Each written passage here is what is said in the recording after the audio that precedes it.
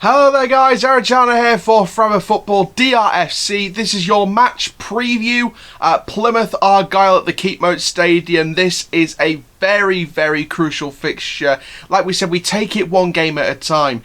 And but what I will say though, which I'll share in this video, is he's got that Doncaster mentality, and not just that, but he's got a successful Doncaster Rovers mentality, this manager. So basically what I'm going to do in this, I'm going to go through something that was revealed in an interview today with Andy Butler, and also share as well the usual, the predicted scoreline, my predicted team. I only predict a couple of changes, and this is the reason why, and this leads into talking about what he said in the interview, the four main things he wants to get out of this job. But before we get started, guys, please like, comment, subscribe, click the notification bell so you never miss another YouTube video.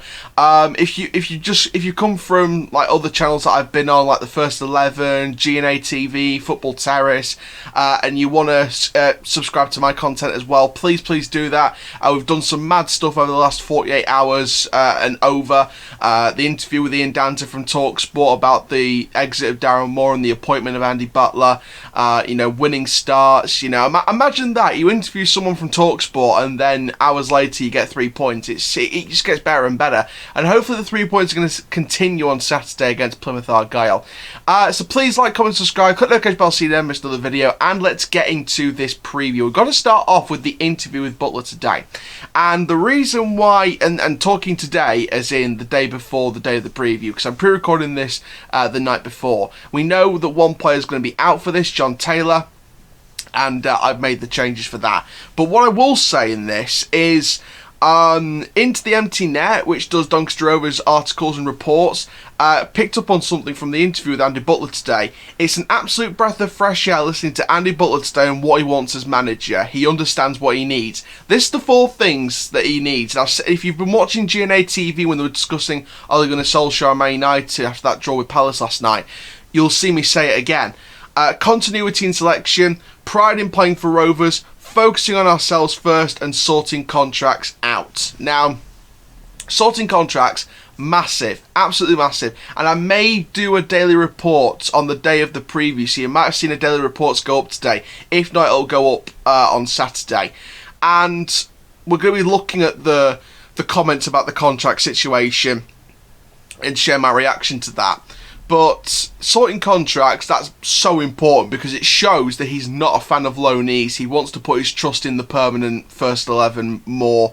That could be a factor in why Lewis Jones gets the start. It could be a factor in why Coppinger started over Richards. It could be a factor in, there was only two loanees on the pitch, Josh Sims and Matt Smith, and maybe that's a hint that Matt Smith and Josh Sims might want to be permanent signings. Maybe that's a hint. And Richards getting a feature as well. Maybe he could be a permanent signing in the summer. I mean, I'd love to see Richards in this squad, especially with Coppinger retiring at the end of the season. I want to see Richards fill in for that role and bring Smith in and bring Sims in on a free transfer from Southampton as well. There's real potential here for the loanees to turn to permanents. Maybe not John Jules and Balcom. I think they'll go back to Arsenal and Brentford respectively, but there's a couple of loanees in there, 2 or 3 at least, that I'd love to take on at this club full time. Simoes, I'm not too sure. He's not been given the game time for me to fully decide my opinion on him yet, but Simoes, no doubt, is a good technical attacking player, so it would be a useful signing if we got him on a permanent deal. But as well as sorting out contracts, he also said 3 other things: focusing on ourselves first, pride in playing for Rovers, and continuity in selection. Continuity in selection we'll discuss more, talking about the selected team that I've predicted. But pride in playing for Rovers and focusing on ourselves first, that is exactly what you want to hear from the manager. He will do the right things, and he'll say the right things, and he'll back it up with the action. He'll do the right things, say the right things, walk the walk, talk the talk. He'll talk and he'll back up the actions to go with it. And it'll be a humble talk as well. It won't be an arrogant, oh yes, we're the big I am. It will be a nice, humble talk, and he'll still back up humble talk with humble action and no mercy action at the same time, because we've got that good balance of humbleness and no mercy on the pitch. And, Butler could take us in a really good direction here. So, from what we've been hearing over the last, few days since he's come into the job as the interim manager, since Darren Moore left, he's said and done all the right things so far. So I've got absolutely 100% confidence in this guy, and I think he's probably one of my favourites. Along with, I think in terms of if Butler wasn't going to get the job next season, it would still be Danny Cowley as my favourite choice. As well as I'd say probably Chelsea's youth coach Jody Morris would be a good one, and Liam Rosenwald would be a good gamble. But I would say right now Andy Butler is one of my favourites as well, because it's a good continuity appointment, and I think it's a good long-term appointment as well with the future this guy could have as a manager. So he wants the players to play for the pride in the club. He wants to focus on us as well. He wants us to focus on ourselves. Don't get too wound up with the table or anything like that. Just do what we do and the table will speak for itself. And that is very important from a managerial morale point of view. Now, continuity in selection. Now, I know he said continuity in selection. I've made 2 predicted changes to the lineup, and you'll see what it is on the screen behind me, of course. Like we said, no John Taylor. He's not on the bench either.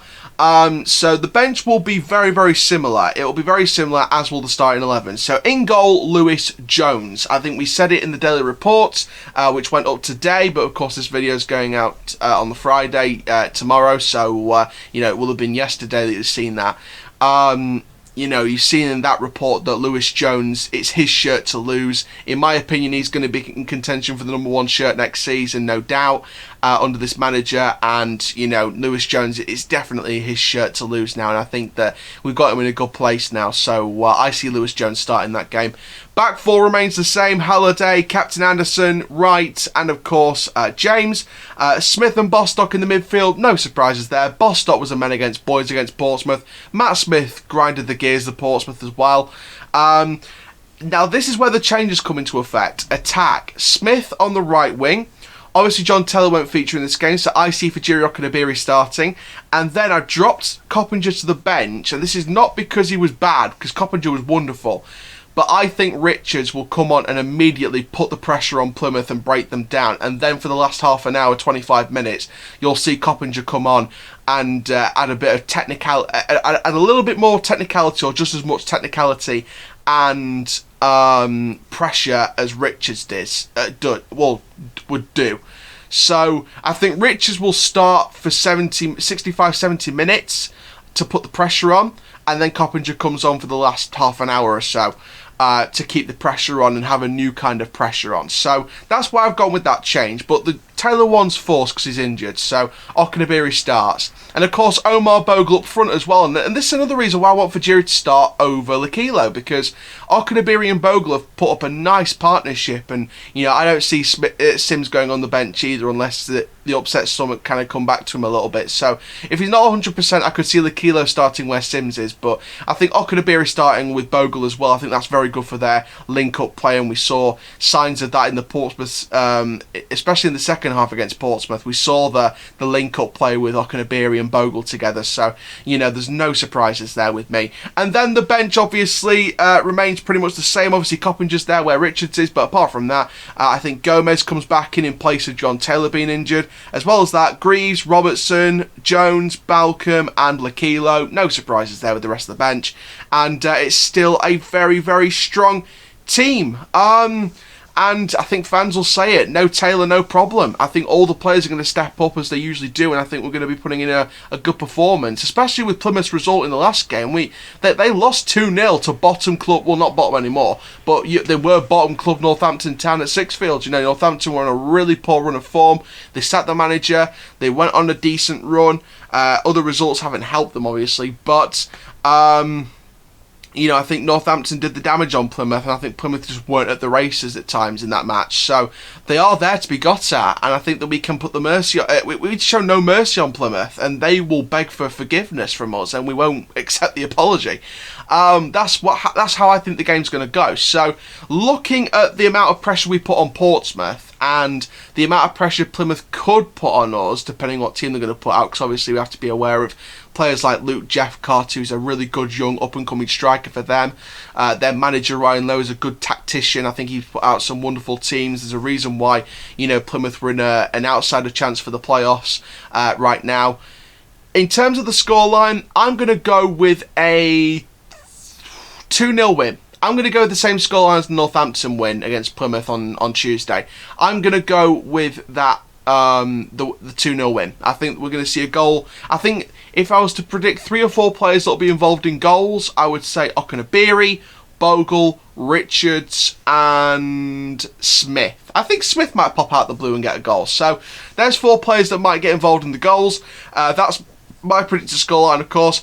Share down below in the comment section what do you think is going to happen in this match. And of course, thank you guys so much for watching this match preview. Thank you so much for all the support as well. We're on the road to 500 subs, which is brilliant for a first season for a League One club like Doncaster Rovers approaching the Championship. So, you know, fingers crossed. The goal by the end of this season, we've got a couple months left of the season. The goal by the end of this season is 1,000 subs. Let's hit 1,000 subs by the end of this season and I'd be amazed. So please share the channel around, get other people involved. And for now, guys, my name is Aaron Chandler from Forever Football, DRFC. Keep living the Rovers life, and that, my friends, is full time. Rovers till I die. Come on! Let's get revenge on Plymouth for that early result, and let's get 3 points. The shackles are off. No mercy on Saturday.